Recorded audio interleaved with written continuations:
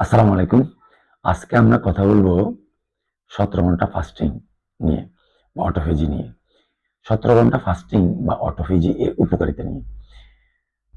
১৭ ঘন্টা ফাস্টিং আমাদের কোষের ধ্বংসাবশেষ অপসারণ প্রক্রিয়াকে কার্যকরভাবে সম্পূর্ণ করে থাকে।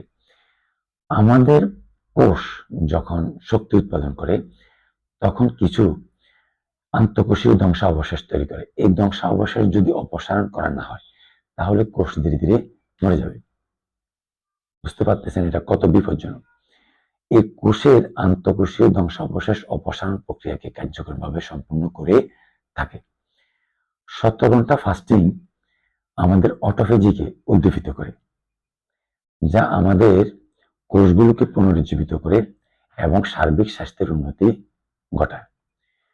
১৭ ঘন্টা ফাস্টিং কোষের একটি প্রাকৃতিক প্রক্রিয়া, যেখানে ত্রুটিযুক্ত প্রোটিন পুনঃব্যবহৃত হয় এবং নতুন প্রোটিন গঠিত হয়।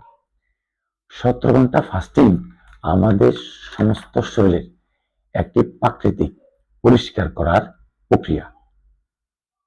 আমাদের সমস্ত শরীরের যত টক্সিন এটা পরিষ্কার করার একটি সহজ প্রক্রিয়া।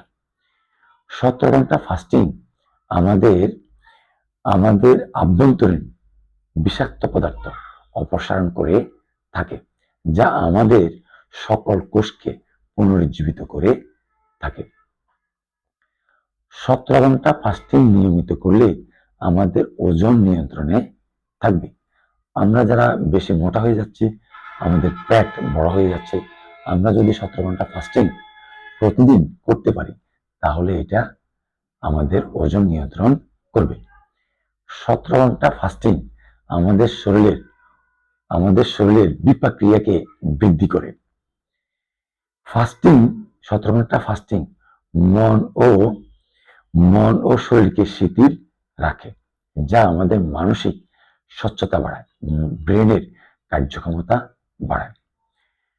১৭ ঘন্টা ফাস্টিং রক্তে ইনসুলিনের মাত্রা কমায় এবং ইনসুলিন সংবেদনশীলতা বাড়ায়, যা আমাদের ডায়াবেটিস নিয়ন্ত্রণে সহায়তা করে।